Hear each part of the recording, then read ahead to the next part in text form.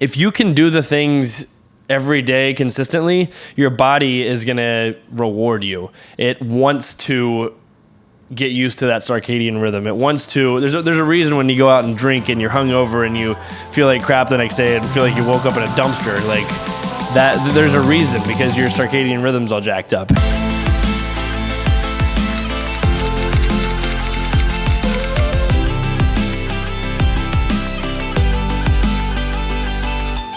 What is going on, my friends? Welcome back to the Morning Takeaway.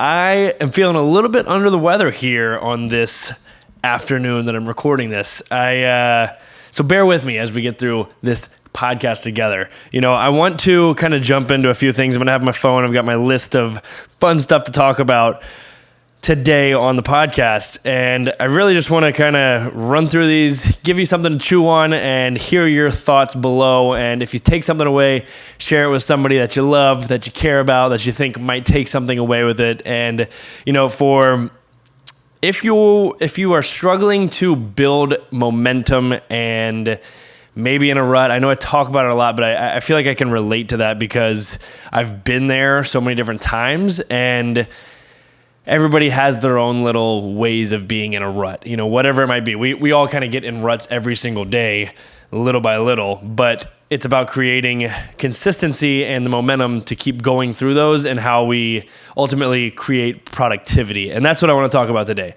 I want to talk about top 5 ways, in my opinion, to create productivity in your day. And I don't know that these are top 5, but these are just 5 that I kind of thought of, was thinking about today throughout my day. And honestly, because I'm super passionate about productivity, number 1, but number 2, I think it's the driving force for our overall well-being in a way, because it creates that momentum and it creates a sense of accomplishment, and it builds confidence every time we do something that maybe we didn't think we could do, or 2, you didn't want to do. And I'm a big fan of doing something uncomfortable, doing things you don't want to do. And that's where I want to jump into my top 5 list. We'll go over this quote later, so I'll have to kind of remind myself. But that has nothing to do with the podcast, but it's also just something that you can take away.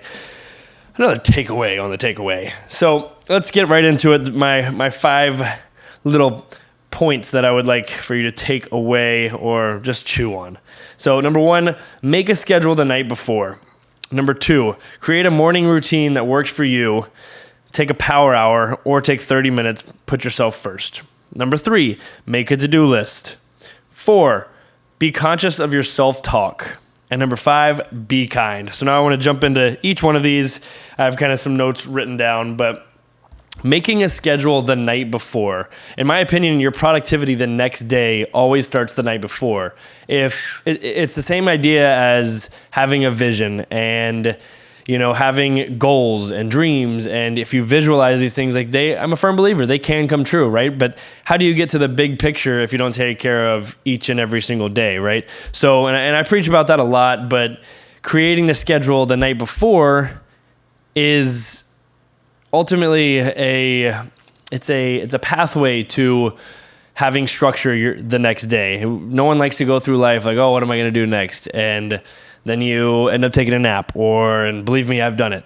But if you have that schedule and you stick to it, I'm a firm believer in making that schedule so that you stick to it, because that creates accountability. It creates everything that we were just talking about 30 seconds ago in confidence and accountability for yourself, and ultimately creating that momentum. So that's number 1. You know, I also have written right here, your body thrives on its circadian rhythm, and if you can get it into a routine of waking up at the same time, and this is kind of getting into number 2 about creating a morning routine, but if you can do the things every day consistently, your body is going to reward you. It wants to get used to that circadian rhythm. It wants to, there's a reason when you go out and drink and you're hungover and you feel like crap the next day and feel like you woke up in a dumpster, like that, there's a reason, because your circadian rhythm's all jacked up. And there's a lot of science that we could dive into that. If you want to leave a comment, I'd be happy to talk about that kind of stuff too on a podcast.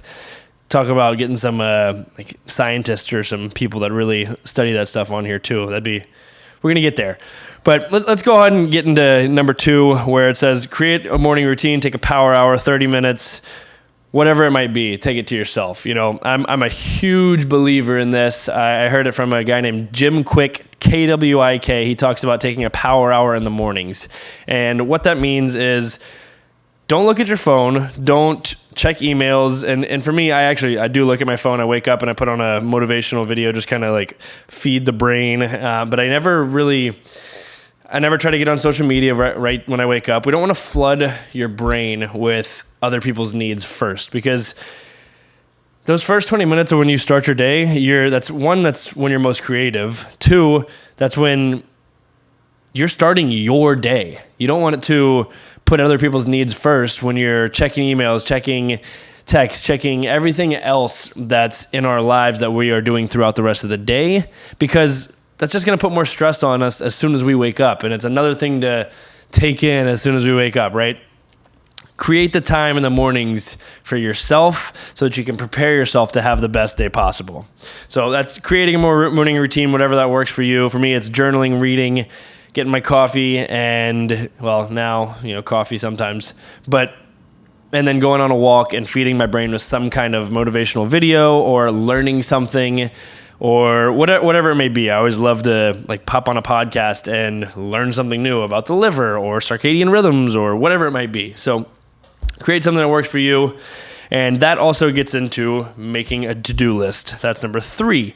So I also have written on here, write things down and cross them off, even if it's something as little as taking a crap. So here's my point on this. When you write things down and you cross them off, who doesn't love going to a notepad, drawing a little box, coloring it in, and then striking it through, right? I do it every single day. And if something else pops up during the day, I'll write it down and I'll reward myself by crossing it off, right? There's little things and little triggers in our brain and neurotransmitters that are activated, and the dopamine that comes from crossing that off and creating that accountability with ourselves and creating that, okay, yes, I just got something done, now we're going to move on to the next thing, and you start to build that momentum. So the more things that we can put on there, there's some people that are out there that would say, create your to-do list and put the top 5 things you need to get done on there today. To me, I think that's great. I think that's awesome and glorious. And if you're more that way, that's awesome. And I'm not telling you how to live your life, but this is how I do it. To me, I feel like I am able to be more clear throughout my day if I am a little bit more nitpicky, although that can lead to a little bit of OCD sometimes. And, there's definitely different things that come along with it. But in my opinion, it's a great way to create that momentum for yourself. So make a to-do list. Also, side note on to-do list, I like to call it a productivity list. To-do makes it feel a little harsh, more like you don't want to do it. And that leads us, wow, this is a great segue, leads us into number 4. So number 4 is be conscious of your self-talk. My notes right here is get to versus have to. And I want to do a whole nother podcast on this separately one day, but listen to how you talk to yourself and the connotation behind things that you are saying when you have to do something, right? I have to go to the grocery store. Well, how about you say I get to go to the grocery store? There's people out there that would love and give anything to go to the grocery store to put food on the table, right? Take the perspective towards something that doesn't feel all that great and change that verbiage and that vernacular. And I really think that was one of those things that a baseball coach a long time told me, very long time ago, that really has always stuck with me. The get to versus the have to. And if you can make that simple change between get to and have to, I think your life and your days and the way you look at different things in life can really change, and for the better. You start to take a new outlook on life and paradigm shift on different things that you may have to do get throughout the day. Listen to me, I'm saying it. That you get to do throughout the day. And just right there, just say it out loud to yourself. I have to, what's something nobody likes to do? I have to take out the trash, or I have to do the dishes. Well, I get to do the dishes. I get to take out the trash.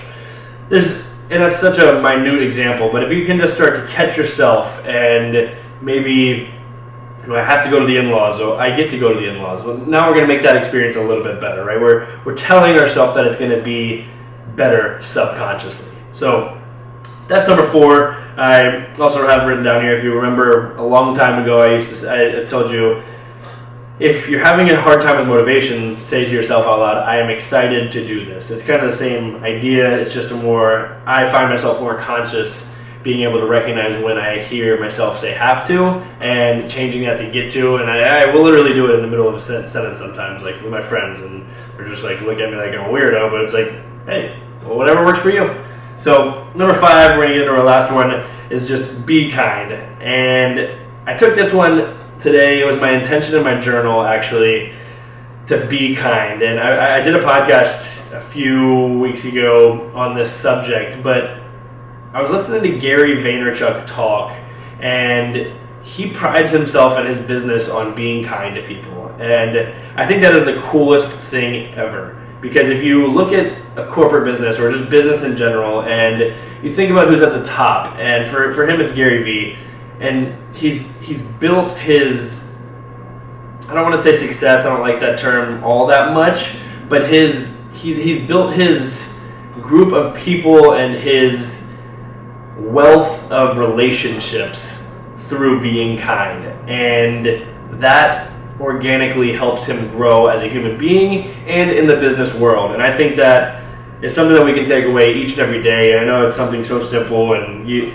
probably wanted 5 things on here that are like, oh, it's super detailed and whatnot, but I just think these are 5 things that you can kind of carry with you on a daily basis. And if you can think about those things, and some of them are physical, like making a schedule or having a morning routine, don't touch your phone, just see if you can do it for 30 minutes, or making the to-do list every morning, which you could loop number 1 and number 3 with making a schedule the night before and making the to-do list as the same thing essentially. But I guess the number 3 would be cross things off, right? So make that to-do list and the productivity list the night before, create that schedule, put times next to it, be kind to people. The universe is going to reward the energy that you put out to people. I'm a firm believer in that. If you are good energy, people want to be around you. If you're bad energy, be an energy giver, not an energy sucker. And those are my 5 things. I'm going to jump into our random question generator here really quick, see what it gives me. Get these ads off my freaking screen. All right. If you were required to have a job of some type, but you didn't need the money from it to survive, what job would you choose? This is the first thing that came to mind, and I'm pretty passionate about it. I would probably be some kind of crazy park ranger. Just being out in nature all the time and seeing a lot of different cool things and just exploring forests or mountains or oceans or whatever it might be. So that was the first thing that came to my mind, and that's pretty wild considering my passion for baseball and whatever. But I think, if you don't need the money to survive from it, I think, honestly, here's something for you. What do you guys think? And hopefully you make it this far on the podcast, what do you think about me taking everything out of my storage unit and putting it into a storage unit?